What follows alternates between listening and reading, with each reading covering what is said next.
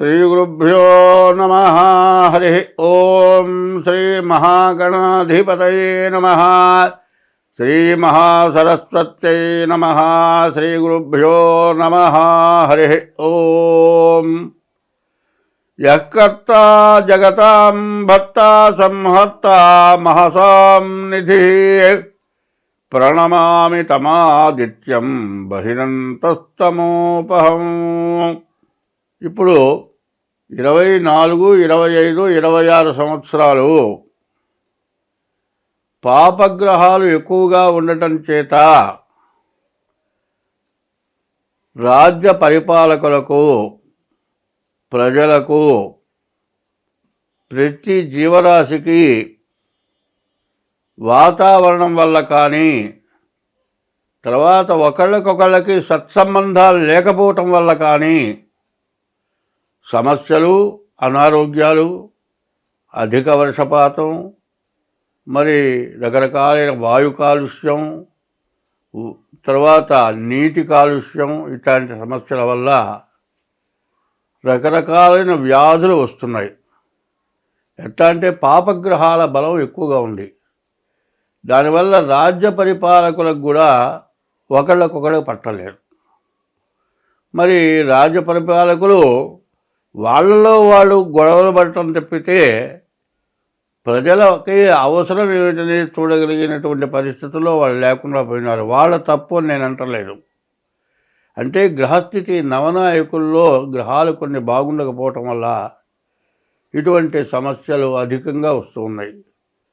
ఎందుకంటే దేశం మీద దేశానికి, దేశంలో ఉన్నటువంటి మరి పరిపాలకులకు, ప్రతిపక్షానికి, తర్వాత కులవారీగా తగాదాలు, ఇట్లా సమస్యలు బాగా ఎక్కువ అవుతూ మత కలహాలు ఎక్కువ కావటం, దేశ విదేశాల్లో సమస్యలు వచ్చి యుద్ధాలు రావటం, ఇట్లా సమస్యలు బాగా పెరుగుతున్నాయి.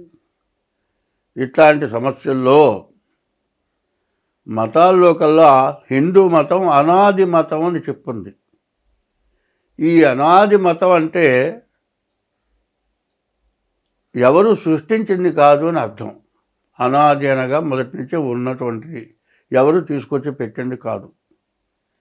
దీంట్లో నుంచి ధర్మశాస్త్రంలో నుంచి కూడా కొంత భాగం న్యాయశాస్త్రం తీసుకొని పరిపాలన జరుగుతుంది. కానీ పరిస్థితుల ప్రభావాన్ని మనం అర్థం చేసుకోవాల్సిన అవసరం చాలా ఉంది. కాబట్టి తనని తను రక్షించుకోవటమే ఎవరికి కష్టంగా ఉంది. ఎవరికైనా తను బతకడం, తన భార్య పిల్లల్ని బతికించుకోవటానికే సమస్యలు ఎక్కువగా ఉన్నాయి. కానీ ఇట్లాంటి సమయంలో పక్క వాళ్ళ సమస్యలు పట్టించుకోవటం, దీనివల్ల సమస్యలు పెరగటం జరుగుతోంది. ఎందుకంటే హిందూ మతంలో మరి ధర్మము, న్యాయం, ధర్మో రక్షతే రక్షిత అని, ధర్మాన్ని నువ్వు రక్షిస్తే నిన్ను ధర్మం రక్షిస్తుందని చెప్పుంది. ధర్మానికి అధర్మానికి పోటీ పడ్డది. ఇప్పుడు అధర్మం ప్రబలి ధర్మాన్ని వినాశనం చేయడానికి సిద్ధమవుతున్నటువంటి సమయం ఆసన్నమైంది. కాబట్టి ఒకప్పుడు మా చిన్నతనంలో ప్రభాకర ఉమామహేశ్వర పండితుడు ఉండేవారు. ఆయన ఉపన్యాసం చెప్పటం మొదలు పెడితే కొన్ని వేల జనం కూర్చొని ఉండేవాళ్ళు.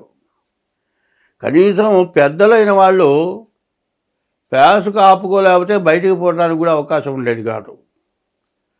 అంత ధర్మాన్ని కరెక్ట్గా నిలదీసి చెప్పగలిగినటువంటి వాళ్ళు ఉండేవాళ్ళు. మరి వాళ్ళంతా అంతరించిపోయినారు. ఇప్పుడు కాలక్రమేణా మరి శృంగేరి, మరి 4 పీఠాల్లో మొదటి పీఠం శృంగేరి, అటువంటి శృంగేరి పీఠం కొంత చెబుతూ ఉన్నది.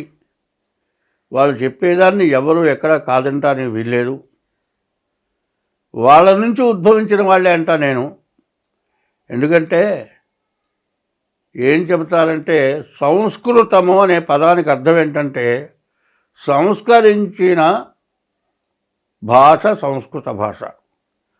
సంస్కరించడం అంటే దాన్ని ఎవరు ఇక కాదని అంటానికి వెళ్ళేది ఇది సంస్కృతం. సంస్కరింపబడిన భాష.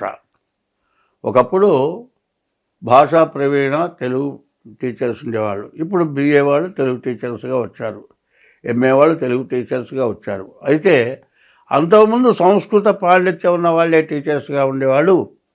సంస్కృత భాష బాగా అమల్లో ఉండేది, బాగా మాట్లాడగలిగేవాళ్ళు.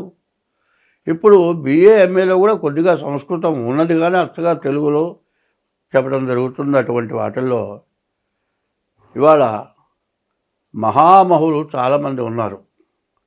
ఈ మహామహులు ప్రజలకు ఏ విధంగా బోధించాలి అనేటువంటి విషయాన్ని బోధించి జనం నడుచుకునేటువంటి స్థితిలో రాజకీయ నాయకులు, జడ్జీలు, లాయర్లు, పెద్ద పెద్ద విద్యావంతులు అందరూ కూడా వినేటట్లుగా చెప్పగలిగినటువంటి వాళ్ళు బాగా ఇప్పుడు అమల్లో ఉన్నవాళ్ళు ముగ్గురు కనబడుతున్నారు. చాగంటి కోటేశ్వరరావు గారు, గరికపాటి నరసింహారావు గారు, షణ్ముఖ శర్మ గారు.